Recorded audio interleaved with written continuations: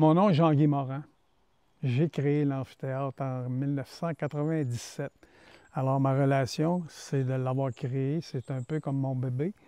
Et c'est encore mon bébé. Ce qui m'a amené à faire l'amphithéâtre, quand j'ai vu la paroi, ça a été de dire on va montrer au monde qu'est-ce qu'il y a de beau en nature. Éric Proulx, directeur de Relief Mauricien, un organisme citoyen à but non lucratif fondé ici même à Saint-Mathieu-du-Parc en 2022. Un des mandats de Relief Mauricien, outre la conservation des milieux naturels, c'est aussi leur donner accès. Puis une de nos missions, c'est favoriser les accès à la nature, l'éducation et la culture. Puis aujourd'hui, on est à l'amphithéâtre. Mon nom est Karine Pion, je suis résidente de Saint-Mathieu-du-Parc depuis une dizaine d'années. Ça fait plusieurs fois que je viens faire un tour dans cet amphithéâtre-là. D'ailleurs, j'ai même loué l'espace pour un projet musical qui s'appelle Héritière. On a tourné un vidéoclip ici il y a quelques années, puis je suis vraiment tombée en amour avec cet espace-là, comme plusieurs personnes qui viennent ici, bien sûr.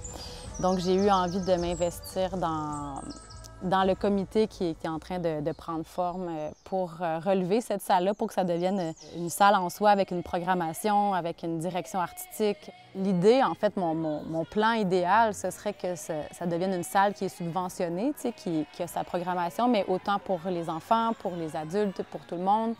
Que ça puisse aussi offrir des spectacles gratuits, puis que ça puisse plaire aussi à un public assez large, fait que de pouvoir répondre quand même aux besoins de la population, mais d'arriver aussi avec des propositions différentes, autant en musique, en danse, en théâtre. Le lieu de l'amphithéâtre, c'est un lieu qui est inspirant, qui est unique au Québec. C'est le seul site où il y a un amphithéâtre en nature qui existe, de 300 places, avec l'électricité, en moins de 5 minutes de marche d'un stationnement.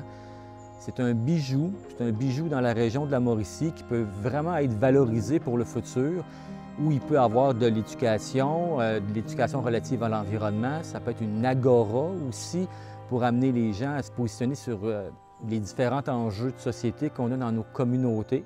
Bien là, oui, on parle de futur parce que ça a été comme abandonné pendant un bon bout de temps, hein? Presque abandonné, il y a quand même eu des petites présentations. Mais le futur, bien, que ça continue comme ça, mais qu'on en fasse un lieu de variété, tu sais. Dans les projets, on a mis en place un petit balcon de scène pour protéger les équipements, protéger les artistes. Mais il faut voir ça comme un équipement qui est là temporairement, le temps qu'on trouve les ressources nécessaires pour avoir un toit peut-être un peu plus intégré à l'environnement.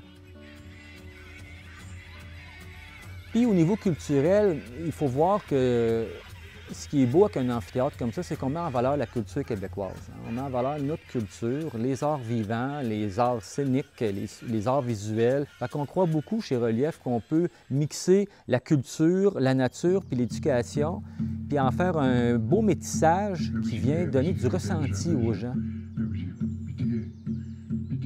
L'avenir est entre nos mains, comme on dit.